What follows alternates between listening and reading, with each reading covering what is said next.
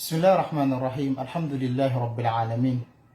أشهد أن لا إله إلا الله وحده لا شريك له يحب التوابين ويحب المطهرين، وأشهد أن سيدنا محمدا عبده ورسوله سيد الأولين والآخرين.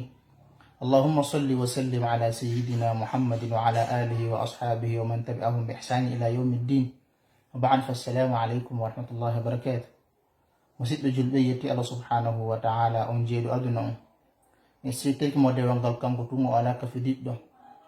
On hiɗɗo yimɓe tubaɓe rutto faade makko, on hiɗɗo yimɓe laɓɓintinotoɓe. En doni ke nelaɗo muhammadin sallllahu alayhi wa sallam kohojo attiɓe sakkitiɓe. En donike ɓe kamɓe yimɓe suudu maɓɓe e sahaba e maɓɓe e kala etiɗo ñentingol sunna maɓɓe wonno moƴƴiri ha daragol dargal. Mi salmini on salminago islam, mi salminago yimɓe arjanna ɓen ko arjanna. Mi wi on jang e kisiye e barki e yurmede Allah nde yo wonu e mon e ɓengure mon kala kon ɗon e aduna on. Mi feƴƴi hara en tokkata darsu men mo wina ɗen adabun yanbaghi an yatahalla biha as-sa'im, needi jiɗi duwa cuɗorgol ɗum on neɗɗo huuruɗo. Hara hande needi ndiyeten nin ko istihmalu siwak, hutorgol gosordu mum. Ɗe gandi gosordu ɗum ko jeeya ɗum e sunnaji nelaɗo sallllahu alayhi wa sallam ɗi ɓe tentini. Hay so tawi ɗi wonanno wajib kono ko ɓattiɗi wonugol wajib. Nelaɗo sallllahu alayhi wa sallam ɓe hewuno moƴƴa ko ɓe gosotono si ɓe salligade, so tawi ɓe juulude, bale ko ɓe attoto wadde so ɓe hoti ko ɓengol maɓɓe gosogol ngol. Kono noon kadi si ɓe immike e ɗoyngol ɓe gosotono.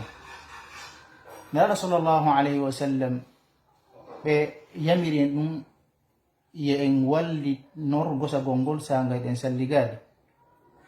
Nelaɗo sallllahu alayhi wa sallam ɓe maki hadith mo Abu Hurairah radiyallahu anhu mo filli ɓe maki lawla an ashuqqa ala ummati la amartuhum bisiwak inda kulli salah, e riwaya goo inda kulli wudu. Nelaɗo ɓe wi sinno wonano fiwo to ɓe sattina mofte maɓɓe ɗen ɓe yamireno ɓe gosagol ngol sayi kala julde e filleye goo sayi kala salligi. Jaka en andi haɗi nelaɗo yamira e yamirande waɗɗinayde gosagol ngol ko fiwoten heɓi ko wiyete kon mashaqqa, ko fulangol en sattende ko ɗum ɗo. ɓayle gandilaɗo sallllahu alayhi wa sallam ɓe nuɗiraka so wona yurmede wonde ɗo tagore. Allah wiyen wa ma arsalnaka illa rahmatan lil alamin. Nago kadi o wi wa ma jala alaykum fi ddini min haraj millat abikum ibrahim. Nelaɗo ko newende falna en kaɗo dina wona dina sattende, ko dina newende. Naam, hare o hadith mo jentiɗen ɗo joni hino tindini jaka gosagol ngol ko ɗaɓɓa ɗum sayi be sayi.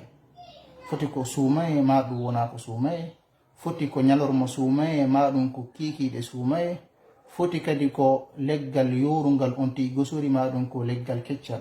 Oɗo hadith no tindini ɗum non fo li umumi qawli nabi sallllahu alayhi wa sallam.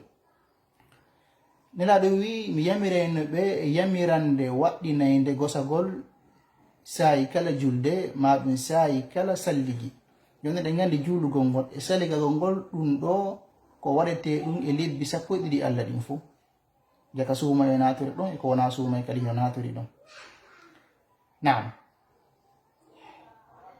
ko tindini kadi nelaɗo sallllahu alayhi wa sallam e hadith on wonde mati haray gosagol ngol no ɗaɓɓa ko ñarmo suuma e ɗaɓɓa kadi ko kikiɗe suuma e ko ɓe wi ɗon kadi fahin inda kulli sola, sayi kala julde.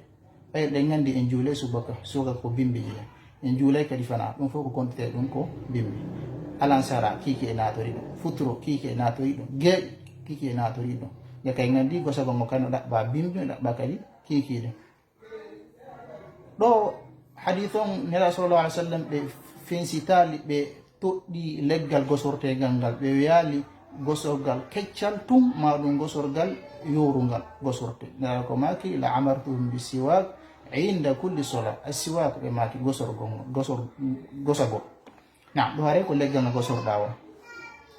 Haray fi kala non hiɗen andi no wodi haray saliɓe gosagol ngol few ko suumaye ɗon. No wodi kadi tabintinɓe gosagol ngol bimbi on tun acci ɗon kadi kiki ɗon. Kono haray oɗo hadith no tindini ɗiɗo fo haray fof no sella, gosagol bimbi ma ɗum kikiɗe no fof haray no sella. Naam, hadith ko kadi mo nena Aisha radiyallahu ta'ala anha wa ardaha ɓe filli ɓe wi nelaɗo sallllahu alayhi wa sallam ɓe maki asiwaku matharatul fam gosa gongol ko laɓɓinay ɗum hunduko, wa mardatul lirabb ko weltinay ɗum jomiraɗon. Jaka ɗum ɗo tu yoni en moƴƴere humpitagol en jaka gosa gongol ɗum ɗum ko weltinay ɗum Allah, ɗum ɗo tum yoni en moƴƴere hay so tawi non laɓɓintano hunduko. Joni julɗon ko ɗaɓɓiraɗo weltingol joyi makko sahay be sahay, foti ko suumay ɗo, foti wona ko suumay ɗo, foti ko bimbi, foti ko kikiɗe. Jaka ɗum ɗo kadi o hadith ɗo kadi no holli jaka gosa gongol ko ɗaɓɓa ɗum sahay be sahay. Hadith ko kadi mo Amir bun Rabi'a radiyallahu ta'ala anhu wa ardahu mo filli wi ra'aytu an-nabiy sallallahu alayhi wa sallam yastaku ma la yuhsa adaduhu fi Ramadan, fi nahari Ramadan. O yimina sallallahu alayhi wa sallam hiɓe goso ko kontotako ñalorma suumay. Kono noon kadi Abdurrahman bun Umar kan kadi wi ra'aytu an-nabiy sallallahu alayhi wa sallam yastaku huwa sa'imun ma la uhsi. O yimina sallallahu alayhi wa sallam hiɓe goso hara hiɓe hoori komi wawata limbude hakke makko ɗuuɗi. Joni si wiyama ma la yuhsa adaduhu ma ɗum ma la uhsi, ɗum ɗo hada yadullu ala annahu laysa marra wala marratayn.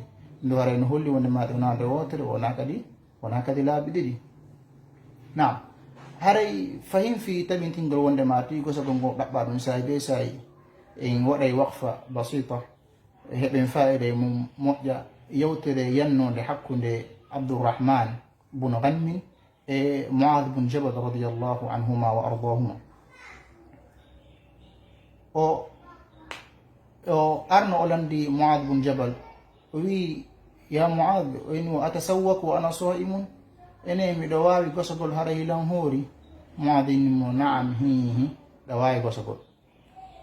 O landi ayu nahari atasawwak, ko sayi hombo e ñallal ngal mi wawata gosade. Mu'adh wi mo ayu nahari shi'ita, in shi'ita o hudwatan wa in shi'ita ashiyatan. Mu'adh wi mo sayi mo falɗa o e ñallal ngal, fala gosorto bimbi, fala gosorto kikiɗe. Kanko Abdurrahman bun Ghanm wi no wodi yimɓe salatoɓe gosagol kikiɗe. Mu'adh wi mo lima fi hon ɗum ko fewni ɓe salanto ɗum non.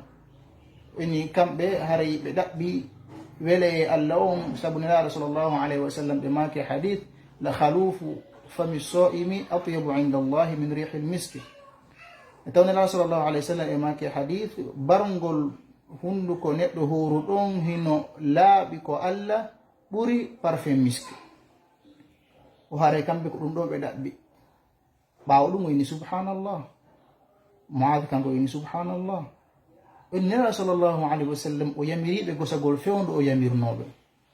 Himo andi neɗɗanken ko gosi wo ɗum ɗon wawa heddagol e makko.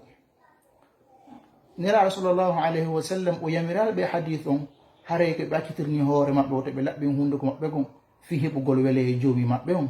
Nelaɗo yamiraɓe ɗum ɗon e hadith on. Bal moƴƴere ala ɗum ɗon ko bone woni e ɗum ɗon, illa allahumma ɓe tawata hara ɓe ɗon ko jarriboraɓe on jarrabuye ɗon. Ɓe tawata hara kamɓe ko ɓeyti ko ɓeyti hara hunduko kon wawata bangal ngol wawata ƴiwde suwona ɓe ɗon.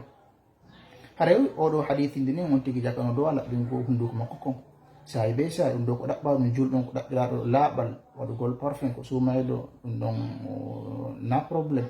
Kono noon kadi gosagol ngo ko sumayɗo kadi haray elle ala ɗum ɗon hunde ɗaɓɓa ɗum moƴƴa.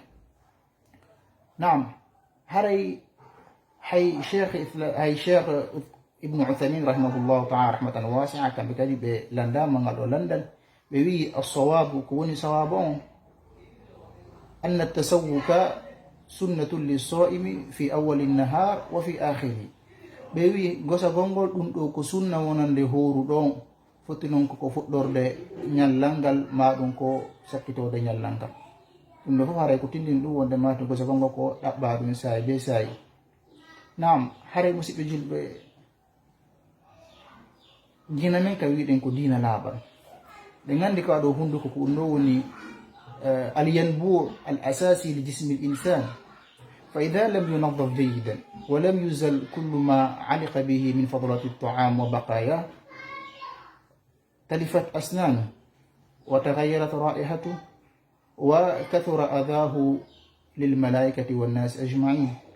ɗen gandi ko ɗum hunduko ko ɗum ɗo woni fi neɗɗanke o ko ɗo so tawi ko laɓɓinaka moƴƴa itta batte ñameteji ko woni kon e makko, haray o tentanƴino ko ñamete mo reway ɗo e makko ko so tawi ɗum ɗo laaɓoye.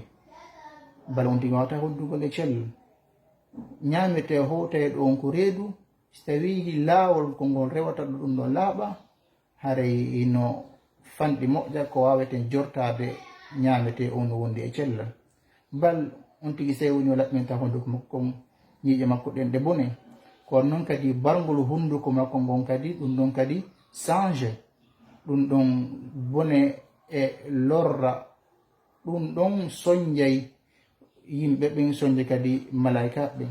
balɗe gandala sallllahu alayhi wa sallam hay ɓe haddi yen koko wiyete ɗo ñamugol basalle ko nanta sifa ɗiɗo piji yaha ko ɗum no fof ko fi honɗum ko fi wote en soñju malaika en soñjen kadi ɓe julleten ɓen. ɗon noon so tawi noon hara oɗo ko ndu wiɗen haray oɗo mo laɓɓinta honduko makko kon, haray fa hada min babi awla on haray mo siɓɓe julɓe haray en wasodiri ɗum ɗo ko sunnayi nala sallllahu alayhi wa sallam. haray ɗum ɗo ko sunnayi nala sallllahu alayhi wa sallam ɗiɓe yamiri kadi mofte maɓɓe ɗen kadi ɓe wallinor ɗum ɗo. haray hada wa sallillahumma ala nabina muhammad. haray so tawi haala kan ka feewi haray ko immorde allah subhanahu wa taala, so tawi kadi ko ɓoylike haray ko immorde min e cheytana ma tawfiqa illa billah. haray kadi en saaji hareji. assalamu aleykum wa rahmatullahi wa barakatuh.